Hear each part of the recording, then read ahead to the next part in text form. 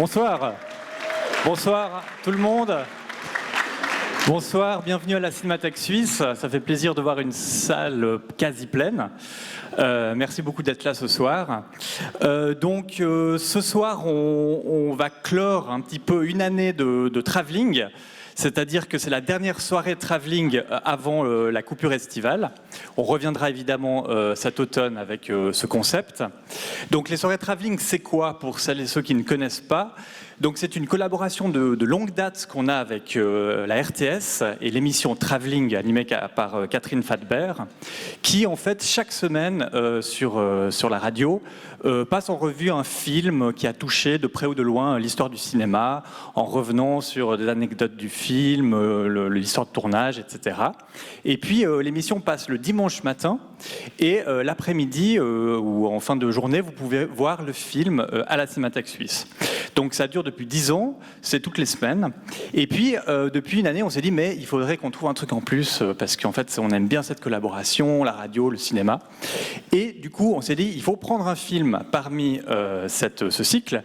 Et chaque 2 mois, parce que notre bulletin de programme sort chaque 2 mois, on met en avant un film avec une soirée spéciale. Et c'est ce qu'on fait depuis une année. On a commencé l'année passée en mai 2022 avec Les Visiteurs de Jean-Marie Poiret. C'était génial, il y avait un concert de musique moyenâgeuse dans le Salon Bleu en face. Et on essaye à chaque fois de faire une petit quelque chose de spécial autour d'un film. Et donc ce soir, les 3 frères des Inconnus, que j'imagine vous avez peut-être vu déjà une fois dans votre vie, qu'on va passer en 35 mm. Et pour en parler, je vous prie d'applaudir Catherine Fadbert.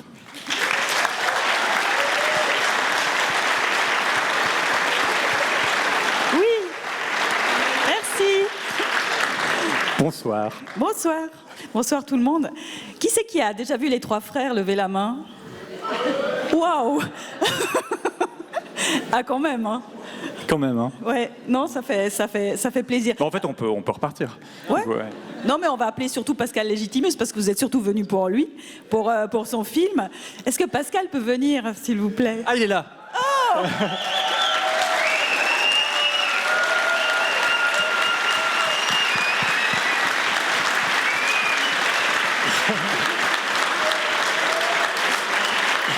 Bon bah c'est un triomphe, hein. Pascal Légitimus. Bonsoir.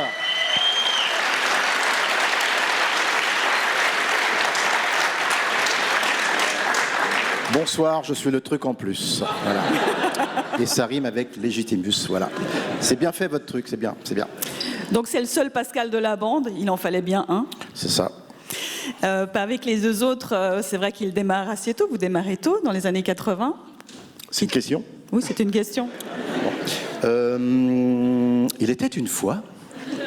Effectivement, nous sommes encore jeunes, mais nous avons démarré dans les années 80. Alors quand on dit les années 80 précisément, Didier Bourdon a fait le conservatoire. Moi j'ai fait une fac de 2 ans qui était double cursus français, études littéraires et théâtre. Et monsieur Bernard Campan a fait le cours Simon. Et on s'est retrouvés en 1982 au théâtre de Bouvard, pour ceux qui viennent de la même génération que moi. Et après on s'est coagulés tous les 3 pour créer ce film plus tard. Voilà. Je fais court hein, parce que je pense. Non, c'est bien parce que vous pouvez raconter votre histoire. Mais on se verra à la fin du film, pour le peu de gens qui y restent. Et mais voilà. Non, effectivement, c'est une belle histoire qui s'est produite et puis qui continue un petit peu quand même. Mais moi, je savais pas quand j'étais gamin que j'allais me retrouver à Lausanne devant vous au bout de 64 ans. Voilà. Je sais, je les fais pas. Ça va, c'est bon. Il y a quand même la question récurrente, c'est-à-dire comment on passe. Vous avez fait de la radio, vous avez fait vous avez fait un peu tout à la télévision évidemment, puisque c'est avec les sketchs des Inconnus qu'on vous connaît le plus. Puis d'un coup, vous vous dites, oh là là, on va faire du cinéma. Pour nous, c'est logique parce que nous sommes des acteurs avant tout. Nous sommes notre propre instrument. Autant un pianiste, c'est le piano, le violoniste, c'est le violon. Nous, c'est notre corps. Donc, depuis tout petit, tous les 3, on est passionnés de théâtre et nous sommes tous nés au théâtre. Donc, nous sommes des acteurs et ça se voit dans les films, c'est que nous sommes des nous interprétons des personnages et ils existent, ils sont incarnés. Donc c'était logique pour nous de passer au 7e art, parce qu'on a fait du cinéma, on a fait de la radio, on a fait du théâtre, on a fait des chansons, parce que nous sommes musiciens, donc c'était logique pour nous de faire de la musique. Et pour nous, le 7e art, donc c'est une industrie, on voulait s'attaquer à lui, et c'est grâce à Monsieur Feu Claude Berry, qui vient aussi de la base, il a démarré un peu comme nous, comme ça, petit acteur, qui nous a dit, les gars, faites un film. Ben voilà, et après la suite, on la connaît. Et c'est pas évident, parce que ça, une fois que le film est sorti, on oublie de le dire, mais passer de la télévision, vous étiez des comiques de télévision et de théâtre, on n'avait pas envie forcément de vous voir sur grand écran. Comment vous dire? Alors, il s'avère qu'à la sortie du film, on a eu de très mauvaises critiques, un peu comme le numéro 2. C'était surtout, oui, alors c'est une succession de sketchs, c'est des gugus, c'est des gros comiques de la télé. Comment vont-ils transformer de la télé au cinéma? Bon, écoutez, on l'a transformé, on a eu un César, voilà, on a fait 7 millions d'entrées. Bon, on ne peut pas plaire à tout le monde, ça on le sait depuis le début, donc nous on fait ce qu'on aime. On sait que sur 7 milliards, il y a bien forcément quelques milliers de personnes, en toute modestie, qui adhèrent à ce que nous faisons. Nous on fait du bien et les gens nous le rendent, c'est pour ça que vous êtes là ce soir et merci.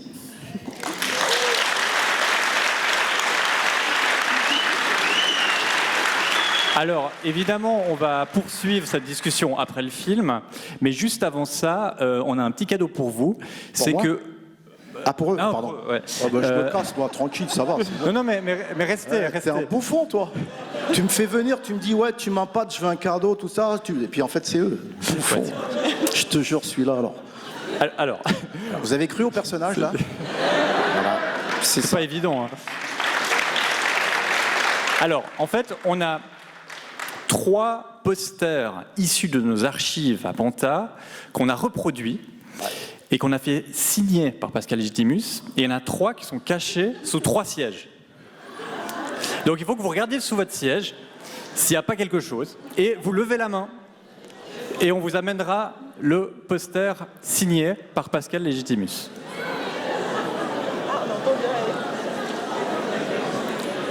Alors il est caché, c'est une feuille A4 en fait.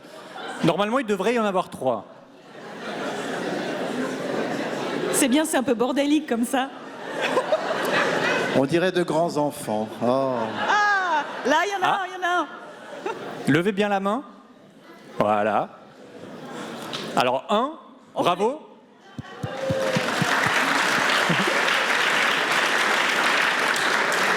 Alors pour l'instant ça vaut rien, mais quand on sera mort peut-être que voilà. Si jamais, c'est peut-être un peu sur le rebord au fond. En fait c'est sous une veste, mais personne ne regarde.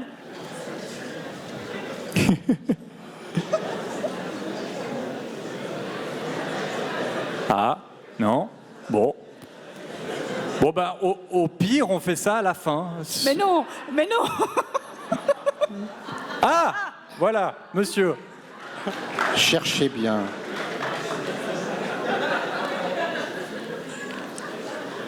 Et normalement, il devrait y en avoir un peu là-haut, où il y a mon papa, mon parrain. Là, il n'y a rien derrière vous. C'est peut-être le siège à côté du vôtre. Bon, bref. Ah, là-bas? Oui, monsieur? Non, c'est pas ça.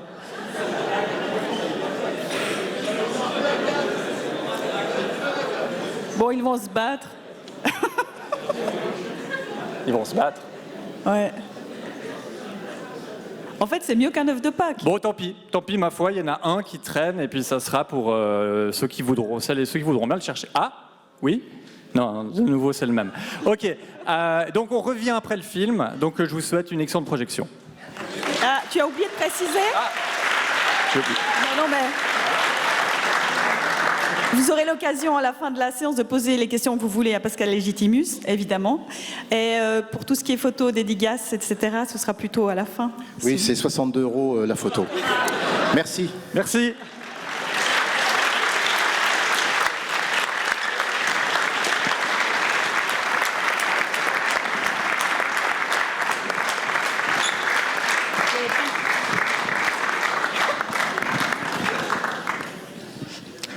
Voilà. Rebonjour, rebonsoir. On a bien mangé.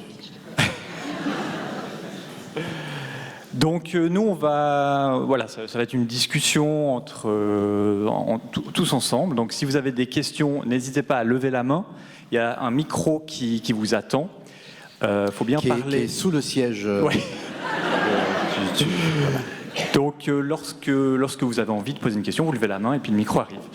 Moi, je vais juste commencer par une petite question un peu générale. J'ai revu le film en début de semaine et moi je l'ai vu 250 fois, mais c'est vrai qu'en le revoyant, le film fonctionne parce que c'est pas une succession de sketchs, c'est vraiment un film avec une narration, une histoire un peu dramatique presque à des moments.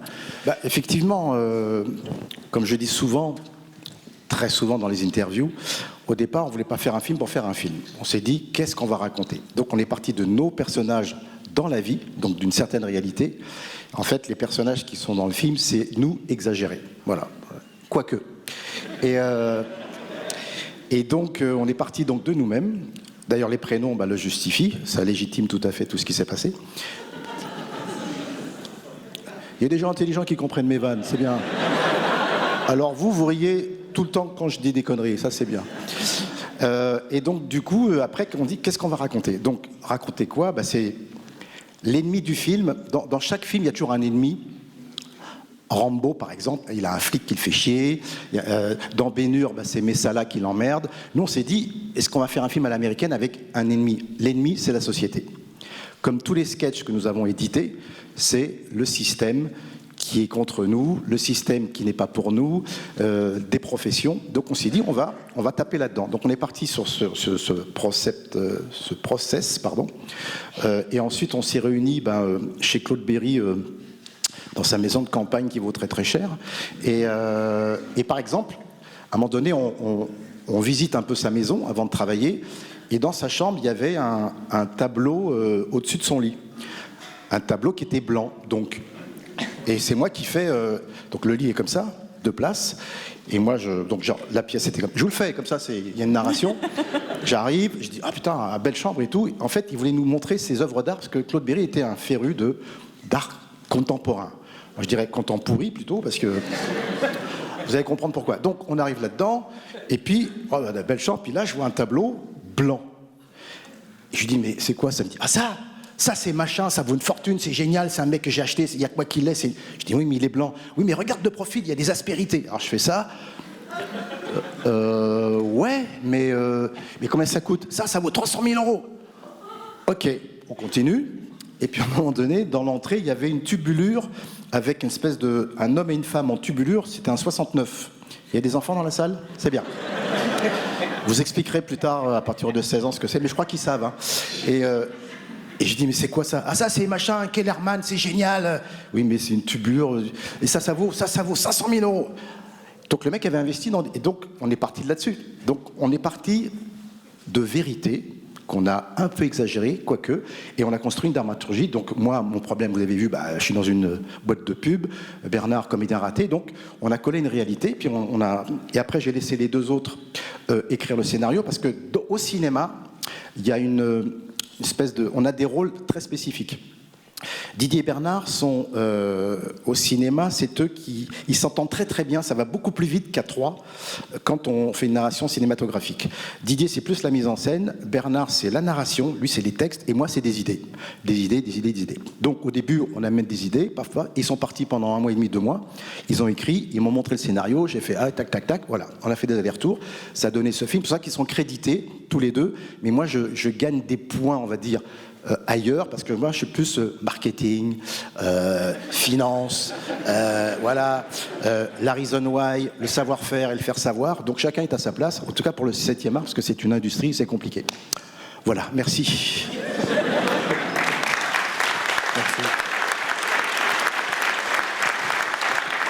Ouais, j'allais venir justement sur ce fonctionnement de réalisation au grand écran.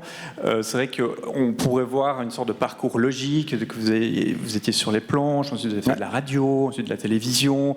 C'est vraiment là que vous avez explosé. Puis il y a eu le passage au grand écran en 95, où on aurait pu se dire, bon, ils vont se planter. Alors, se planter, nous, on ne prévoit jamais ce qui va se passer. Quand on a écrit le sketch Télémagu, on ne s'est pas dit, tiens, ça va être drôle, ou tiens, ça va cartonner. On écrit. On écrit ce qui nous fait plaisir, on écrit ce qui nous passe par la tête, on écrit surtout qu'est-ce qu'on veut raconter. Et c'est vrai que dans ce film, ce qui est important, c'est la dramaturgie. La dramaturgie, c'est l'épée de Damoclès, c'est-à-dire c'est le danger. Et on s'est dit, comme je l'ai dit en interview cet après-midi, vous prenez la grande vadrouille, s'il n'y a pas les Allemands, ça ne marche pas. Vous prenez certains Lemcho, voilà, et donc avec Tony Curtis et Jack Lemmon, c'est quand même deux mecs qui sont témoins dans un garage d'un meurtre fait par la mafia. Et pour échapper à la mafia, ils se déguisent en femmes pour intégrer un orchestre de femmes. Et cet orchestre de femmes va jouer dans un grand palace, je ne sais plus, en Californie. Sauf que dans ce palace, il y a toute la mafia des États-Unis qui se réunit. Donc les mecs sont toujours en danger. Et dans ce film-là, on est toujours en danger. Et donc dans le numéro 2, il y a moins de danger. Donc c'est peut-être pour ça qu'il n'y a pas eu ce petit truc, cette étincelle qui a fait que ah ouais, il est comme le premier. C'est qu'il manquait une petite dramaturgie, ce qu'on appelle l'épée de Damoclès. Voilà. Donc le grand écran, on est des acteurs, pour répondre à ta question, très court, on est des acteurs, donc nous, le cinéma, c'était logique. Et en même temps, c'était pas la première fois que vous passiez au grand écran. Il y avait eu le téléphone. Nous sommes toujours deux fois, qui est une parodie à la Monty Python qu'on a écrit en 87. Qui a marché moyennement, mais il est devenu culte par la suite, évidemment. On ne prête qu'aux riches. Oui, pardon. Oui, alors, je sais pas. Alors, Janine Truffier, donc voilà. J'essaie de m'incruster comme ça.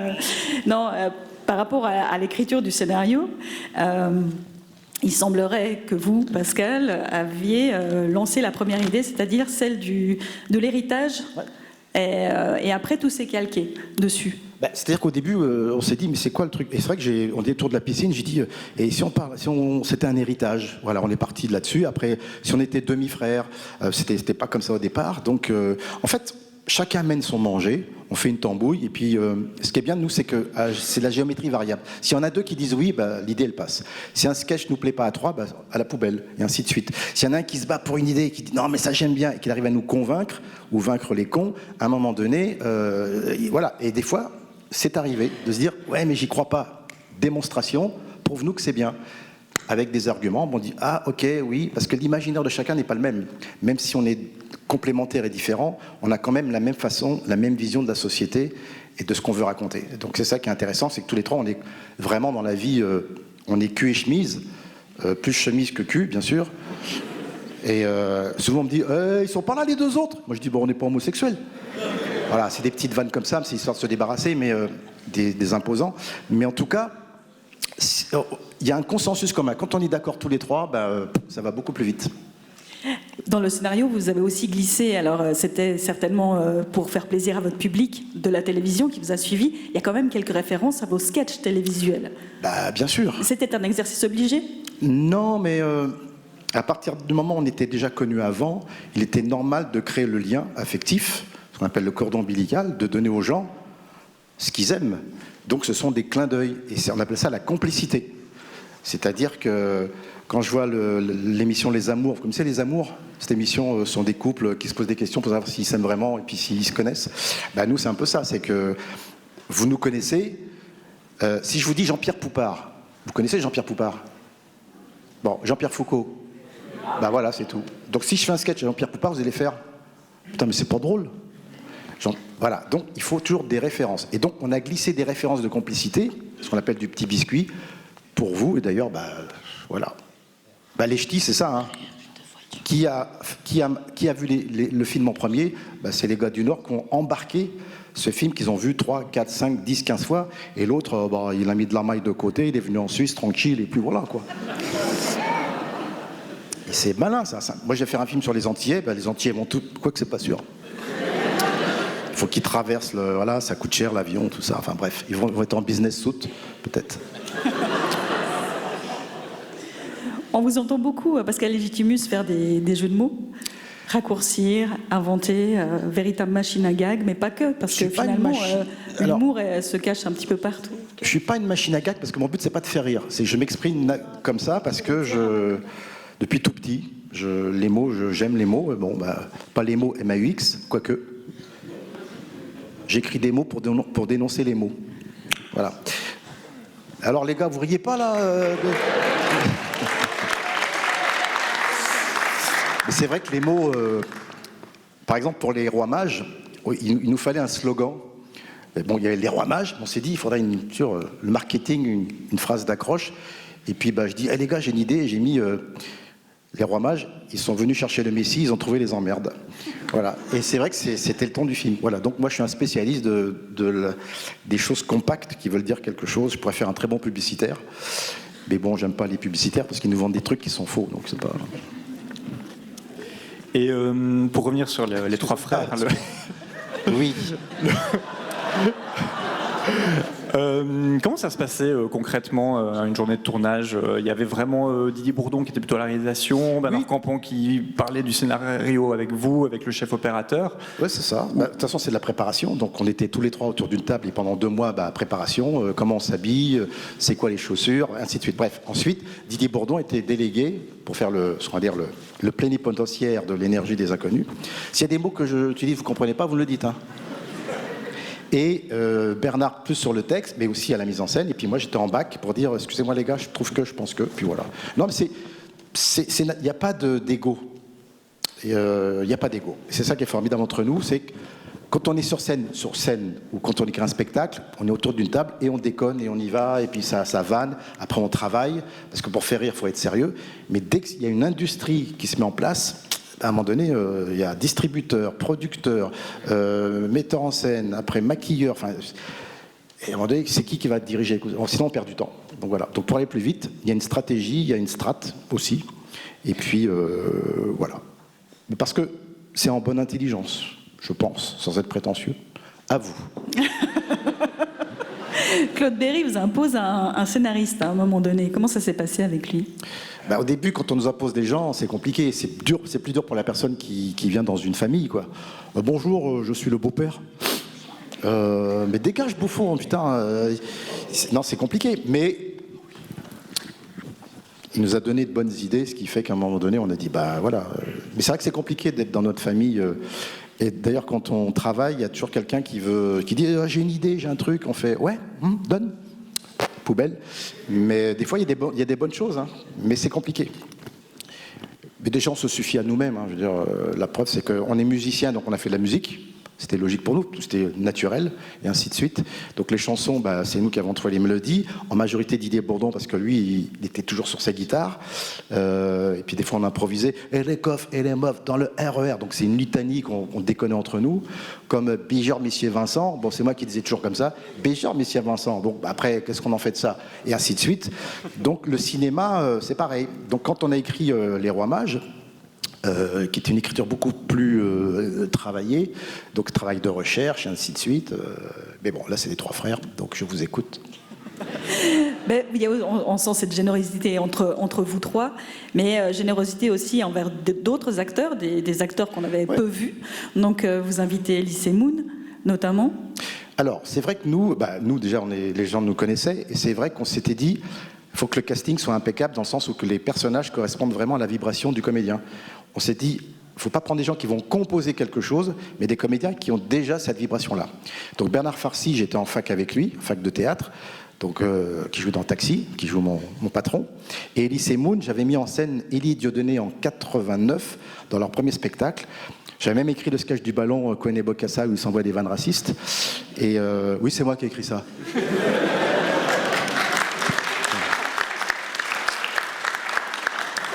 Et pour faire une petite digression, au départ, je leur avais dit, voilà, j'ai une idée d'un sketch, c'est que vous vous insultiez. Ils disent, mais ça va pas, non, attends, c'est chaud. Si. Alors je leur dis, voilà, écoutez, quand c'est un noir qui se fait insulter par un blanc, c'est raciste. Quand c'est un blanc qui insulte un juif, c'est raciste. Si c'est un noir et un juif qui s'insultent, ça s'annule. Et ils ne comprenaient pas le principe physique. J'ai dit, prenez 2 sons dans l'espace, vous tapez, il paraît que ça fait du silence. C'est un peu ça. Donc, ils n'étaient pas chauds. Et même que je leur avais créé une affiche où Dieudonné était en Ku Klux Klan et Élie en SS. Ils ont dit, mais t'es malade, mec! Donc, cette première affiche, ils ne l'ont pas prise tout de suite, ils l'ont prise plus tard, quand ils étaient connus, près de Coriche. Et donc, du coup, oui, c'est des idées comme ça. Mais c'est intéressant là où je veux en venir, c'est que c'est intéressant d'écrire parce qu'il faut provoquer un peu. Nous, les artistes, on est là pour faire bouger les lignes. Léonard de Vinci, il était contre l'Église, mais dans ses tableaux, dans ses écrits, il y allait. Donc, nous, on est un peu comme ça. Si je dis des vérités, moi, au journal de 13h, accident de scooter dans les 2 jours. Donc, mais dans nos films, dans nos chansons, on met exactement ce qu'on pense, enrobé d'un petit paquet cadeau, avec un petit décalage clownesque qui fait que c'est drôle aussi pour les enfants, mais il y a toujours des vérités. Quand salut mec, ça va, tu vas bien ? On est là pour te pomper, t'imposer sans répit, pour te sucer ton flouze, ton oseille. En Suisse, c'est bien de dire ça en plus, c'est cool. En fait, c'est... Voilà, quoi, c'est... Voilà. Est-ce qu'il y a déjà une question ? Oui, il y avait le papa de Sarah qui voulait poser une question. Robert, il est où, Robert ? Alors d'abord, il y en a une là, voilà. Merci. Bonjour madame. Bonjour monsieur, bonsoir. Mes hommages. Une question, pourquoi on ne vous voit plus tous les 3 ? Bah, vous m'avez vu là Non mais vous n'avez plus rien alors, fait. La réponse est simple. Ça fait 45 ans qu'on travaille ensemble. À un moment donné, quand il n'y a plus de jus, c'est un peu comme en amour. Hein, vous avez 2... Et puis quand c'est... À un moment donné, il faut attendre un peu. Et donc, oui, la métaphore, vous la comprenez, c'est pas... Non, je fais exprès d'être dans les extrêmes, mais on n'est pas forcé en fait. Et puis c'était bien d'être un peu en jachère, de se séparer pour revenir ensemble.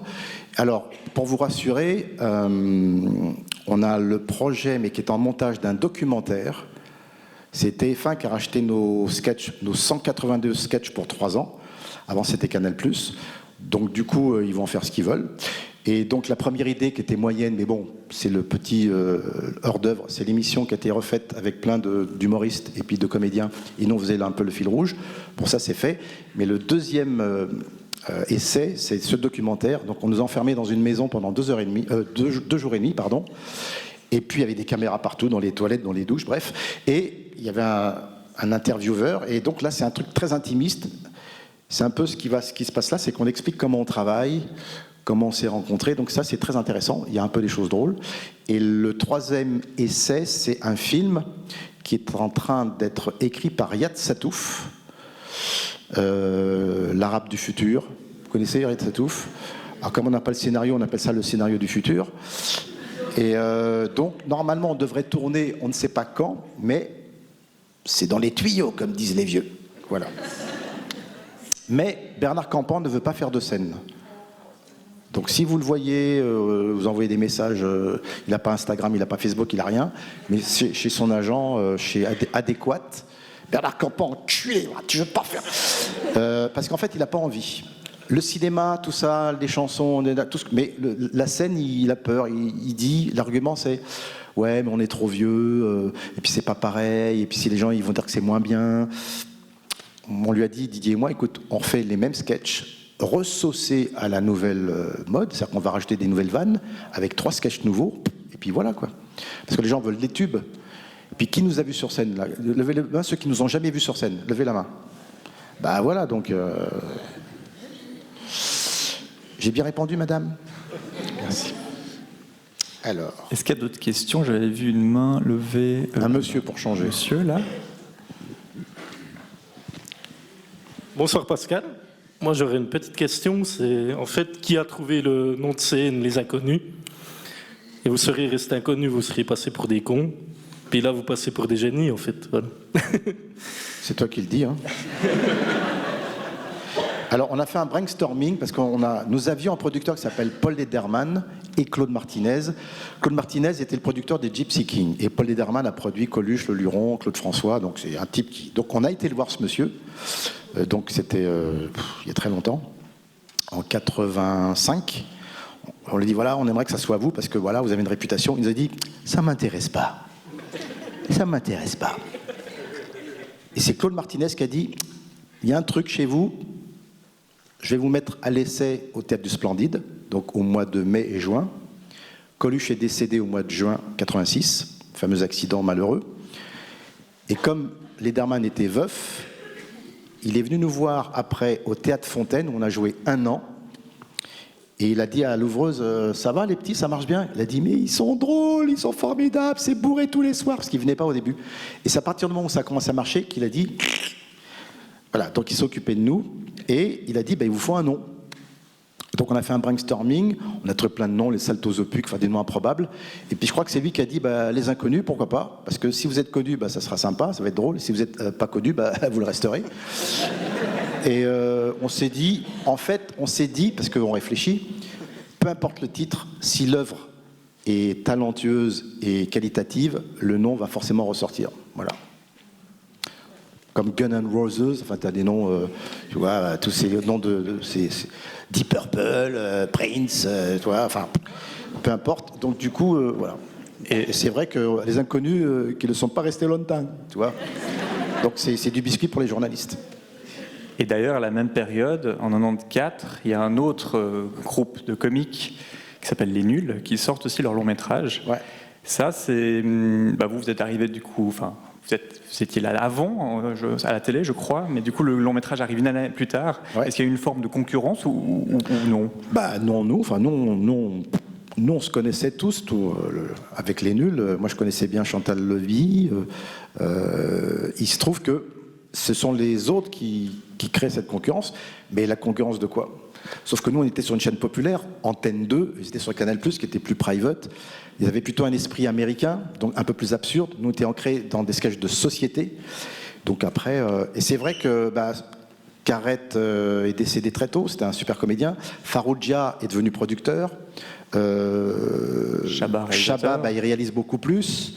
Donc c'est Chantal Lobby qui reste. Nous, on est toujours à trois à faire notre métier d'acteur. Donc c'est pas les mêmes énergies, mais l'humour est quand même assez similaire parfois. Et on a failli s'appeler Les Inconnuls parce qu'on voulait faire un sketch, un spectacle tous ensemble. C'était en 87 à Montréal. On en a parlé, Les Inconnuls. Ah ouais, puis après, le temps a fait que... Vous pourriez refaire. On est un peu vieux là, peut-être aller à l'EHPAD pour faire... Et on rappelle que pas tout le monde veut faire de la scène. Parce que vous, Pascal Légitimus, ce qui vous porte maintenant, c'est beaucoup la scène. Moi, je suis un homme de scène et j'ai fait beaucoup plus de scène que mes camarades qui font plus de cinéma. Chacun son chemin. Moi, je fais du théâtre depuis tout petit, depuis l'âge de 10 ans. J'ai fait un spectacle avec Mathilde Amet, que j'ai joué ici d'ailleurs, en Suisse, qui s'appelait Plus Affinité. J'ai joué 3 ans. J'ai joué avec Michel Bernier dans Nuit d'Ivresse. J'ai remplacé Francis Huster, on a joué 8 mois. Là, j'ai joué avec Patrick Chénat à Paris pendant 3 mois. J'ai joué avec Chantal Leby, Claire Nadeau. Moi, j'adore ça. Donc, je continue à faire plus de théâtre parce que j'aime bien ce rapport-là. On a plus de risques, donc plus de travail. Parce qu'au cinéma, on fait 10 prises, on prend la meilleure. C'est un peu bourgeois le cinéma, puis on est mieux payé. Mais bon, ça, chacun, on ne prête qu'aux riches. Et donc, du coup... Effectivement, moi le théâtre c'est plus ma vibration, mais je vais faire du cinéma bientôt et puis de la télé, j'en ai fait pas mal. Là je suis sur Camping Paradis par exemple, vous voyez, donc je fais des trucs. Est-ce qu'il y a encore des questions? Ouais. Oui, alors là... Monsieur à lunettes. Monsieur à lunettes, là, je sais pas. Monsieur à lunettes, ouais, au 2e rang. Homme à lunettes, homme à lunettes. Bonsoir. J'avais une question. Attends, excuse-moi. Attends, oui. Je limite. Bonsoir. Et donc, là, t'as éternué, là. Bonsoir. Bonsoir, oui. Je vais faire un petit peu plus. C'est drôle, voilà. Bonsoir. Vous voyez, les personnages, voilà. Après, nous, il faut qu'on récupère ça, puis on en fait quelque chose. Mais merci d'exister. Merci à toi. C'est un plaisir partagé. Non, je me disais, en fait... Pourquoi tu dis non en début de phrase? T'es un peu pénible, quand même, hein? Non, attends. Quand il y a une disharmonie, moi, mon rôle, c'est de réharmoniser. C'est mon but sur Terre. C'est pour ça que j'écris pour... Alors là, un peu comme le Bouddha, en fait. Le Bouddha non, Jedi. Voilà. Ou Vendredi, ou les Lames du Pacifique, bref. Magnifique. Donc, j'avais une question. Je me disais, en revoyant ce film, en revoyant aussi les sketchs de l'époque, qu'il y a au niveau de la satire, en fait, il y a une actualité qui est assez frappante, à la fois magnifique et un peu tragique aussi. Ouais. Et du coup, je me disais, est-ce que l'humour, ça permet de dénoncer, mais finalement, si on voit que les choses restent les mêmes, voire s'empirent, est-ce que ça permet juste de mieux supporter, ou ça sert à quoi, en fait? Elle est où la question? Ça sert à quoi? Ça sert à quoi? Ça sert à quoi? L'humour. Bah attends, l'humour... Je veux dire la satire, comme vous avez su le faire si bien, justement, ce que je trouve assez extraordinaire. L'humour permet de dire tout haut ce que vous n'osez même pas dire tout bas. Ok. En fait, pour faire très court, au Moyen-Âge, l'Église excommuniait les comédiens. Pourquoi ? Parce que quand ils étaient sur scène, il y avait l'effet miroir qui se mettait en place et le peuple prenait conscience de ce qu'il vivait. Donc forcément, il y avait un déclenchement il ne fallait pas que le peuple se réveille. Il ne fallait pas que le peuple pense que l'Église, à l'époque, il y avait des mecs qui étaient gros et gras, qui avaient beaucoup d'argent, et puis il y avait les pauvres. Donc les comédiens, on les excommuniait. Et les comédiens, La Fontaine a fait ça. Avec des métaphores, il a quand même critiqué ce qui se passait à la cour du roi, entre autres. On a besoin de ça. Parce qu'à un moment donné, on ne va pas faire du complotisme, mais ce qui se passe en ce moment, on est endormi avec les téléphones, les jeux, des jeux et du pain. Ça a toujours été, malheureusement. Donc nous, à un moment donné, il faut qu'on réveille les gens. On ne le fait pas ouvertement, on essaye de le faire subtilement. Aujourd'hui, par exemple, on ne peut plus dire des choses un peu... on dit on ne peut plus rien dire. Ce qui n'est pas faux, parce que les gens se plaignent. Parce qu'avant, on recevait des lettres dans les émissions de télé. Donc les lettres, on ne les lisait pas. Aujourd'hui, c'est en direct, via les réseaux sociaux. Ouais, LGTB+, Imagna, ouais, les Arabes, ouais, c'est chaud, quoi. Donc aujourd'hui, pour faire rire, il faut être plus subtil. Par exemple, ce que je disais en radio cet après-midi, moi, je ne dis pas un nain, je dis un homme verticalement concentré. Je ne dis pas le téléphone arabe, je dis les kabyles téléphoniques. Donc aujourd'hui, il faut être plus subtil, mais il faut y aller autant. Donc il faut travailler beaucoup plus. C'est pas du premier, c'est du 3e degré. Parce que les gens sont mal en ce moment, parce qu'ils se rendent compte qu'il y a un dérèglement, on se fout de leur gueule, il y a une prise de conscience. Donc les gens sont mal. Donc pour pas qu'ils soient mal, nous, les humoristes, les artistes, il faut les égayer. Mais en même temps, il faut que ça... Sinon, voilà. Merci. Là, il y a une question. Juste derrière, avec le t-shirt rouge. Vous comprenez ce que je dis ou Ok, c'est gentil, merci.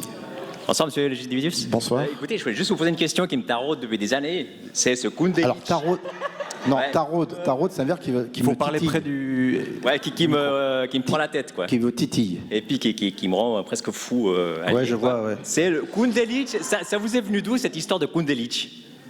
Je te l'ai dit tout à l'heure. Ouais, mais est-ce que c'est une marque déposée? Est-ce que vous avez non. pu... Mais nous, on invente. On prend une réalité, on invente. Parce que moi, ça... Ouais. Quand on dit bouleversifiant, c'est un néologisme, ça n'existe pas. Parce que je vous dis ça juste parce qu'en fait, j'ai vu plein de trucs sur les sites internet où il y a des Koundélich par-ci, Koundélich par-là. Ouais. Alors je me suis dit, est-ce que... Non, c'est les gens qui ont récupéré nos... Ah, ils ont récupéré carrément. Oui, quand je dis sans patate, moi dans la rue, on m'appelle sans patate. Ah, d'accord. Non, mais... D'accord. Une fois, j'ai pris un avion et puis c'était un congrès de gynécologues. Waouh. Et le mec, il dit « Golo, golo dans la case !» Super. C'est les gens qui récupèrent, vous faites ce que vous voulez avec. Mais nous, on invente des choses. Okay. Si on vous restitue une réalité, ouais, alors. Mais on restitue la réalité avec un petit... Il y a le bon chasseur et le mauvais chasseur. Il y a les bonnes questions et les mauvaises questions. Ah bah oui. Bref. Non, mais nous, c'est ça qui est intéressant, c'est de... Il n'y a que la forme qui change. Depuis des siècles, les auteurs, les créateurs, on dit tous la même chose. Il n'y a que la forme qui change. Donc nous, on avait notre forme à nous, puis voilà. Ok. Est-ce que je peux me remettre encore une deuxième? Excusez-moi. Hein. Ouais. Est-ce que par hasard, vous avez vraiment fait subir à ces personnages les trucs les plus infâmes, comme justement l'huissier et tout ça? Est-ce que vous les avez vraiment martyrisés? Ou alors c'était vraiment un jeu entre les comédiens et puis voilà. Tu sais, on est payé pour faire ce métier. Parce que c'était criant de vérité, franchement. Non, mais... voilà. C'est comment expliquer celle qui a joué Jeanne d'Arc, ils l'ont vraiment brûlée?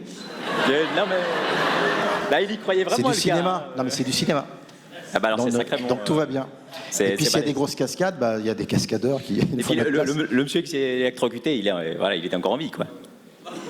Parce que c'est vachement réel, quoi. Excusez-moi. Est-ce que tu es suisse? Non. Non. Ah.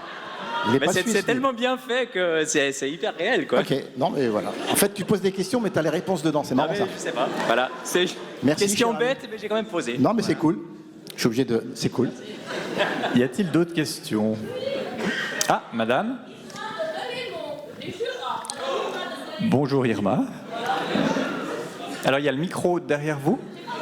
Non, non, il faut parce que sinon les Elle autres a- n'entendent pas. S'il vous plaît. Elle n'a pas bu, hein. Alors Pascal, je suis toute émotionnée. Référence au sketch Perdu de recherche, évidemment. Non,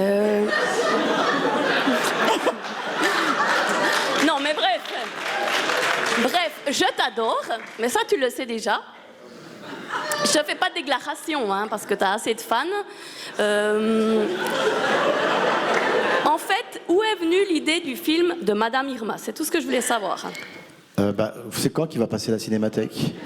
Madame Irma, c'est prévu.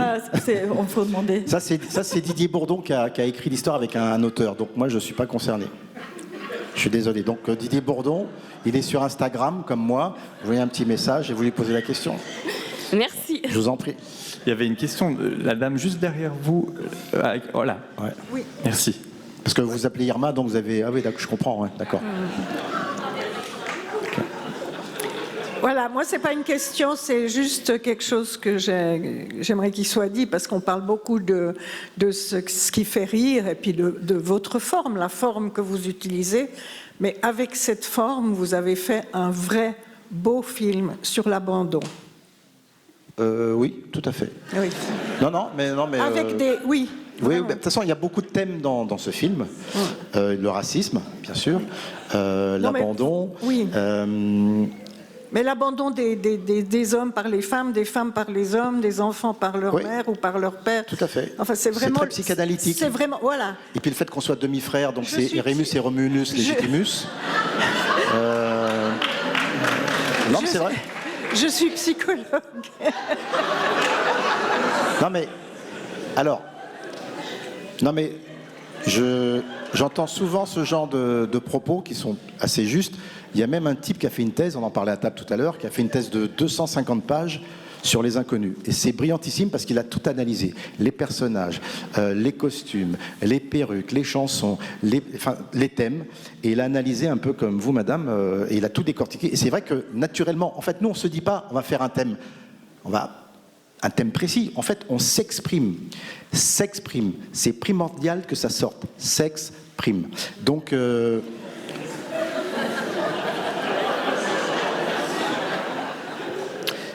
Voilà. Mais c'est vrai, c'est vrai. C'est vrai.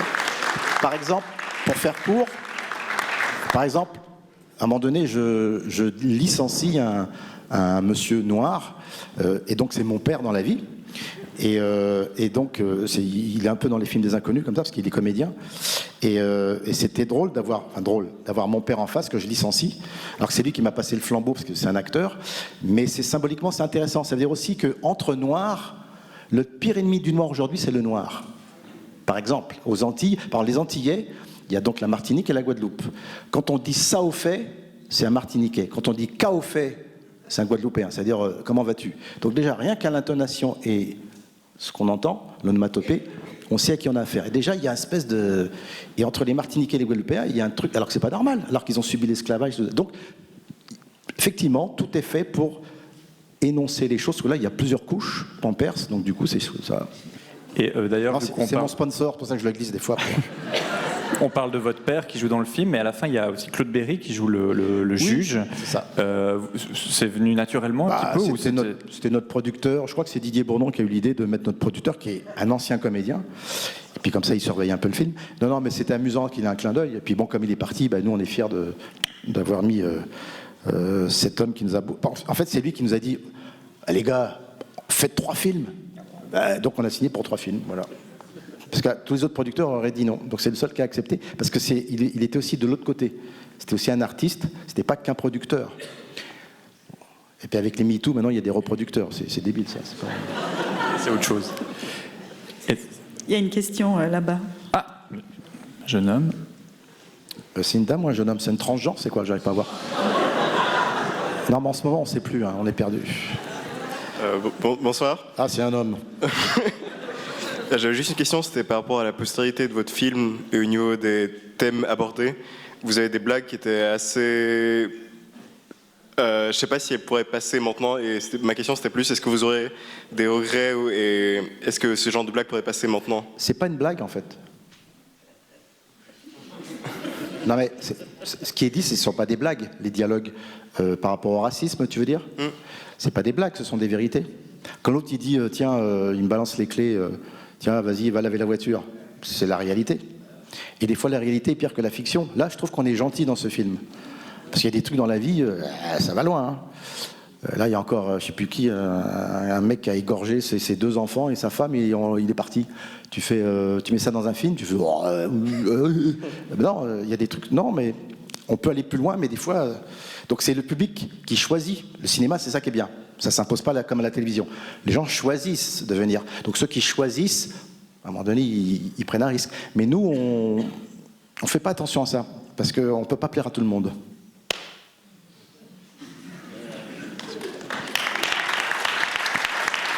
Est-ce qu'il y a encore, on va dire, une dernière question? Allez, 2-3 petites questions. Parce que... bon, moi ça va, mais bon. Bonsoir Pascal. Bonsoir.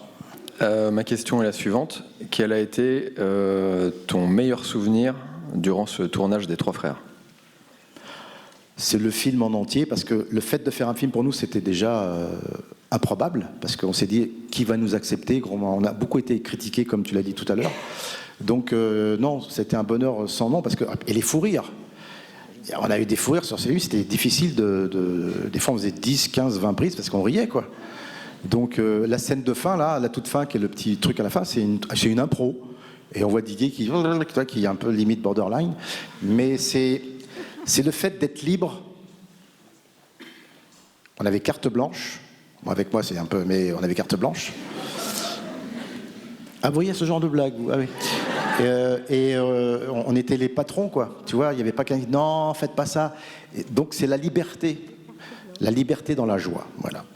C'est rare aujourd'hui. Ouais, la liberté dans l'art qui manque peut-être aujourd'hui. Ouais, mais ça c'est, il faut pas se laisser faire. Faut pas avoir peur parce que la peur est pire que le mal. Merci pour tes réponses. Oh, il est moins drôle là. Voilà. Bon, monsieur, ça sera la dernière question. C'est juste savoir ce qu'est devenu l'enfant. Est-ce qu'il est resté dans le métier? Oui, il est directeur de casting et puis il fait des fois du merle. Il a joué dans le numéro 2. Si vous ne l'avez pas vu, les 3 frères Le Retour. Et oui, il est toujours dans le métier. Il a eu un petit garçon. Non, une petite fille, pardon. Je crois, je sais plus. Enfin bref, il a eu un enfant. Et non, on est toujours en contact. On s'appelle de temps en temps. C'est affectif. Hein. On a vu 300 gamins. Et c'est lui qui nous a plu. Et alors, Claude Berry voulait nous vendre Jordi à l'époque. On lui a dit, mais on ne peut pas prendre ce qu'on critique. C'est-à-dire que Jordi faisait partie du système. On ne va pas dire. Et Jordi, bon, il dit, non, ça ne marchait pas. Donc on a pris ce gamin qui avait 8 ans à l'époque, qui était vraiment naturel, et puis il était, voilà, il joue pas, voilà. Et puis il écoutait bien ce qu'on lui disait, puis des fois on changeait le texte, il nous rebalançait tout de suite. Et puis ses parents qui étaient là, pas très loin, qui le surveillaient, non, c'était super. Voilà. Et d'ailleurs, il n'a pas beaucoup rejoué après, c'est un peu sa non, seule... parce que ses parents l'ont comme ça balancé dans ce métier-là, alors je sais peut-être pour des raisons professionnelles ou peut-être financières, parce que les parents ils avaient des soucis, je me rappelle à l'époque, mais il a fait quelques pubs, des bricoles comme ça, et après il a fait un choix d'être plutôt derrière. Voilà. Alors, ça sera la dernière question de la soirée. Et ensuite, on pourra aussi aller au bar. Ouais. Et si vous avez des questions, des photos... non, pas de questions. Non, là. non, mais plus personnel, par exemple. Oui, pardon. Bonsoir, Pascal. Tu veux du papier? Après. Non, parce que la position, moi, ça me fait toujours cette position-là, me fait toujours rire. Jamais de vous. Non, je rigole, putain, je rigole. Juste, j'ai l'impression qu'il y a un easter egg à la fin. Par rapport, j'ai remarqué ça ce soir. Hein, il y a un petit... Un œuf de Pâques. Un œuf de Pâques, comme on a dans les Marvel, pour annoncer la suite d'un film. Oui. Alors, c'était prévu? Non. Non. Quand on parle des Rois Mages, c'était pas prévu. Et on s'est inspiré de ça pour faire la suite. On s'est pas dit, tu vois, on va faire des spin-offs, mettre des trucs subliminaux. C'était déjà notre truc de... Voilà, on s'est dit, tiens, Qu'est-ce qu'on fait, les 3 petits cochons, 3 mousquetaires? Tu vois, non, bah, les rois mages, c'était plutôt pas mal. Puis il y avait les bonnes couleurs aussi, donc c'est pas... moi j'avais un rôle, quoi, tu vois, c'était pas... Alors, pour terminer, pour ceux qui ne me connaissent pas, parce qu'il y en a, qui me connaît pas? Bon, alors je me présente, parce que j'aurais dû me présenter au début, comme ça je vais conclure. J'ai fait un spectacle où j'exprime qui je suis, parce que comme j'ai la couleur entre 2 chaises, forcément les gens quand j'étais gamin ils n'arrivaient pas à m'identifier. Donc j'ai fait un spectacle qui s'appelle Alone Man Show, où je dis aux gens bonjour, voilà, je m'appelle Pascal Legitimus, je suis d'origine arménienne et antillaise. En fait, donc je suis d'origine caucase, cocotier. Ouais. Alors pour ceux qui ont du mal à visualiser ce mélange-là entre mes parents, imaginez il y a quelques années Charles Aznavour couchant avec Christiane Taubira. Voilà. Ou alors imaginez un boudin créole trempé dans du tarama, quoi. Voilà, c'est... Donc ça donne ça. Je suis un pur métis, un peu comme Yannick Noah, sauf que moi je porte des chaussures. Et je vois sur mesdames, bien qu'étant métis, je fais l'amour comme un noir. Et très vite, je m'endors comme un blanc. Voilà, merci. Merci Pascal Legitimus. Merci à toutes et tous et bonne fin de soirée.